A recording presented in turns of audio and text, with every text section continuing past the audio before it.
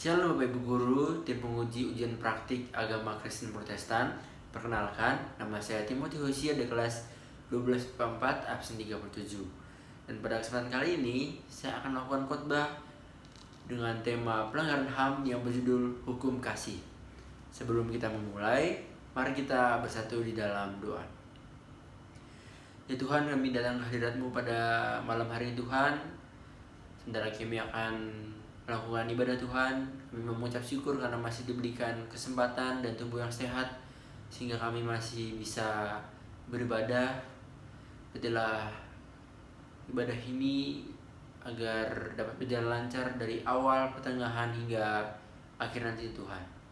Juga kami mau meminta bimbingan Roh Kudus Tuhan. Bimbingkanlah pembawa firman-Mu ini, berarti agar firman yang keluar dari mulutnya hanya sesuai dengan kehendak-Mu ya Tuhan. Juga kami mau meminta agar dalam ibadah ini hanya nama-Mu lah yang dimuliakan.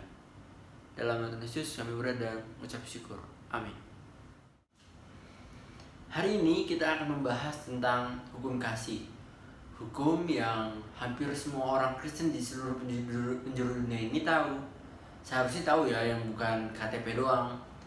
Jadi sebenarnya hukum kasih ini ada hubungannya loh dengan pelanggaran HAM. Tapi sebelum kita membahas lebih dalam lagi tentang pelanggaran HAM, kita harus tahu dulu apa sih makna dari HAM atau hak asasi manusia. Jadi hak asasi manusia adalah perangkat yang telah dimiliki oleh tiap manusia sejak ia lahir. HAM ini timbul atas kesadaran manusia dengan sesamanya bahwa kita memiliki kedudukan yang sama, bukan hanya di mata sesama manusia ya, tetapi juga di mata Tuhan. Nah, kan seharusnya HAM ini dimiliki oleh setiap orang ya, tanpa ada perbedaan, ada yang HAM lebih banyak atau HAM lebih dikit. Tetapi kenapa sih masih ada aja orang yang mencuri, menyakiti sesamanya, bahkan membunuh yang merupakan tindakan pelanggaran HAM? Ada nggak sih ayat Alkitab yang membahas tentang HAM ini? Untuk membahas lebih dalam, mari kita baca dulu ayat dari Alkitab, yaitu Matius 22 ayat 37 sampai 40. Matius 22 ayat 37 sampai 40. Lembaga Alkitab Indonesia memberikan judul Hukum yang Terutama. Akan saya bacakan.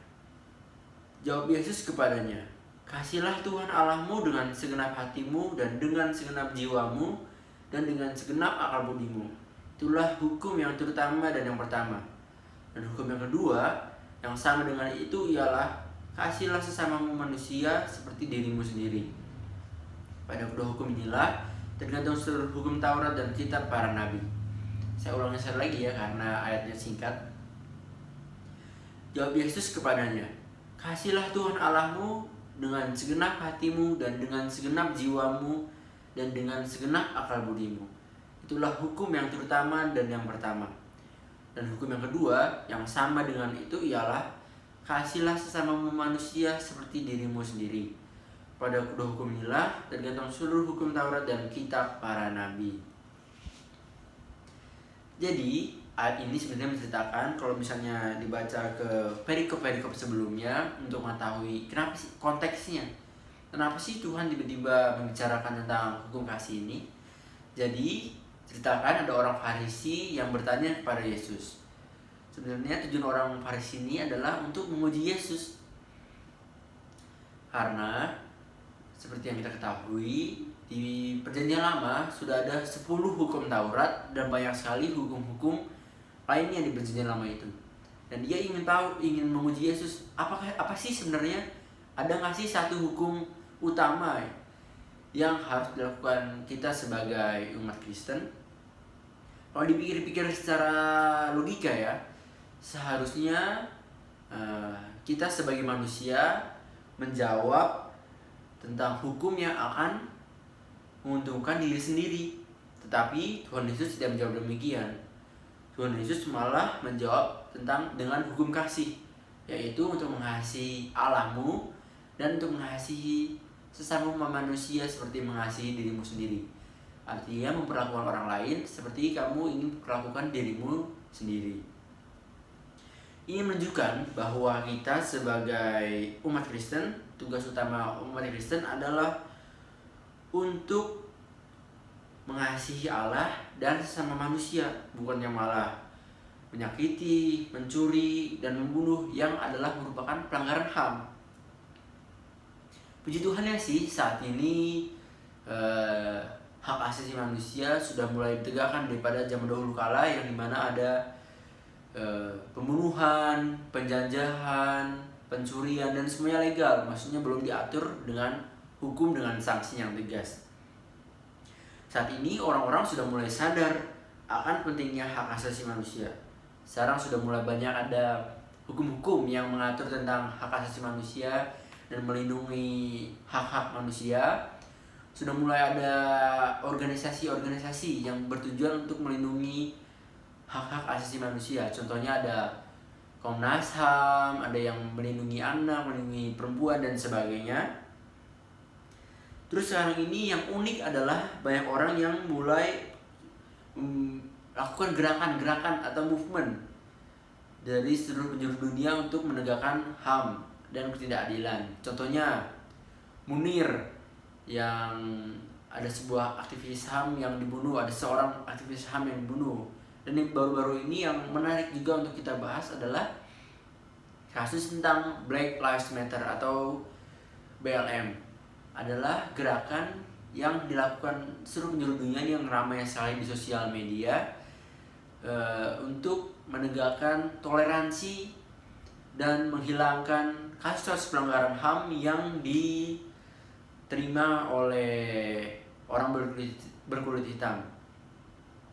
Sebenarnya pelanggaran HAM atau rasisme yang dialami oleh orang berkulit hitam ini sudah jauh sekali sejak dulu kala, dengan sejarah bahwa orang-orang hitam ini dianggap lebih rendah kastanya dibandingkan orang-orang yang berkulit putih, sehingga orang-orang hitam ini dijadikan budak, dijadikan pekerja, ya pokoknya diejek-ejek seperti monyet dan sebagainya lah, banyak hal yang tidak adil lah pokoknya. Nah, hal ini dipicu karena yang seperti kita ketahui ya, ada pembunuhan atau kekejaman polisi yang dilakukan kepada dua kasus orang berkulit hitam. Pada saat penangkapan, meskipun belum ada tanda-tanda bahwa bukti-bukti bahwa dia melakukan kriminalitas, tapi dua orang tersebut dibunuh oleh polisi.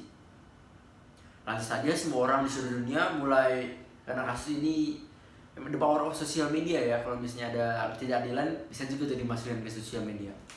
Semua orang jadi belum menyuarakan suaranya, baik di media sosial, baik di forum dunia, untuk menegakkan keadilan dan menghapus pelanggaran HAM atau rasisme yang dialami oleh orang berkulit hitam untuk selamanya sejak saat ini. Gerakan ini mulai global juga dan dilakukan oleh seluruh orang, mulai dari atlet hingga politisi. Kita sebagai umat Kristen jangan mau kalah sama orang-orang di luar negeri itu. Justru sebenarnya mengasihi dan menghapuskan pelanggaran HAM adalah tugas utama yang diberikan Tuhan kepada kita, yaitu untuk mengasihi sesama dan bukan menyakiti. Oleh karena itu, bagaimana sih cara untuk menumbuhkan kasih di hati kita ini agar kita bisa menghilangkan pelanggaran HAM dan mengasihi orang lain? Sebelum itu kita harus tahu dulu penyebabnya. Apa sih yang menyebabkan orang ini sampai mau melakukan pelanggaran HAM, sampai mau menyakiti orang lain? Setelah saya lihat ada beberapa penyebabnya. Yang pertama yaitu karena mudah tersinggung. Misalnya orang mengatakan sesuatu atau berlaku yang tidak sesuai dengan hati kita, terjadi marah, mencaci maki, dan melakukan pelanggaran HAM terhadap orang itu. Kemudian kita kurang peka. Seringkali kita sebagai, apalagi anak muda seperti kita, waktu kita bercanda gurau dengan orang lain, seringkali kita tidak mengetahui batas, sehingga kita melontarkan makian yang bermaksud candaan mungkin bagi diri kita sendiri, tapi ternyata menyakiti hati orang lain itu, dan kata-kata itu dibawa terus sampai dia dewasa, sampai mati mungkin, yang itu merupakan pelanggaran HAM. Oleh karena itu kita harus peka atas perbuatan dan perkataan kita. Kemudian ada juga iri hati, karena iri dengan keberhasilan atau pencapaian seseorang.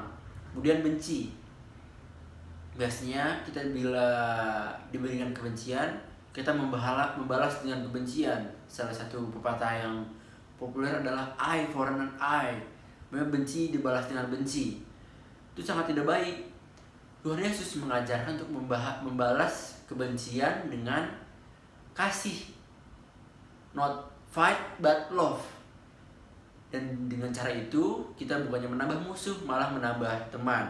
Dan masih banyak hal lainnya yang penyebab-penyebab pelanggaran HAM. Setelah kita mengetahui penyebab dari pelanggaran HAM itu, gimana sih caranya untuk membiasakan atau menumbuhkan karakter kasih ini? Yang pertama, cara yang saya temukan adalah untuk mengelilingi orang yang penuh kasih.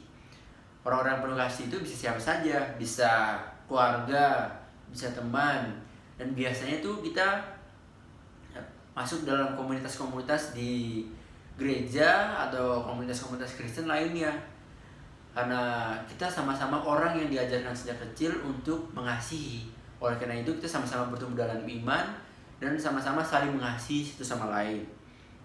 Yang kedua, untuk mendekatkan diri dengan Tuhan. Ketika kita mendekatkan diri dengan Tuhan, kita akan punya ketenangan batin, sehingga kita lebih mudah mengasihi dan tidak mudah cepat panas, cepat menghakimi orang, dan cepat melakukan pelanggaran HAM. Dan selain itu kita harus dengan doa. Doa adalah nafas dari orang Kristen. Kita harus meminta penyertaan Roh Kudus untuk mengajar kita untuk mengasihi dan menjadi orang Kristen yang lebih baik. Ya udah, sayang sekali segitu saja khotbah kita pada hari ini. Mari kita bersatu di dalam doa. Mari kita bersatu dalam doa. Tuhan Yesus, terima kasih Tuhan atas firman-Mu sepanjang ibadah ini dari awal, pertengahan hingga akhir. Sekarang kami akan menutup ibadah ini Tuhan. Berartilah agar ibadah firman-Mu ini bisa masuk ke hati kami, hati kecil kami masing-masing Tuhan, sehingga kami bisa menerapkannya dalam kehidupan sehari-hari dan melakukan ibadah yang sesungguhnya pada kehidupan sehari-hari Tuhan. Maafkan kami Tuhan bila seringkali kami mudah tersinggung, tidak sabar, cepat marah, iri hati dan ingin menyakiti orang lain, sehingga kami baik sengaja maupun tidak sengaja menyakiti hati sesama kami ya Tuhan. Berikanlah kami hati yang penuh belas kasihan, sehingga kami dapat taat dan mengasihi sesama kami manusia dan mengasihi-Mu ya Tuhan. Kami juga mau kesempatan ini Tuhan untuk berdoa pada bangsa dan dunia ini Tuhan, yang masih saja menghadapi musibah corona. Betul, agar pandemi ini dapat segera berlalu Tuhan. Juga kami mau berdoa untuk gara-gara terdepan, mulai dari polisi, pemerintah, hingga dokter Tuhan. Berikanlah hikmat dalam melaksanakan tugasnya Tuhan.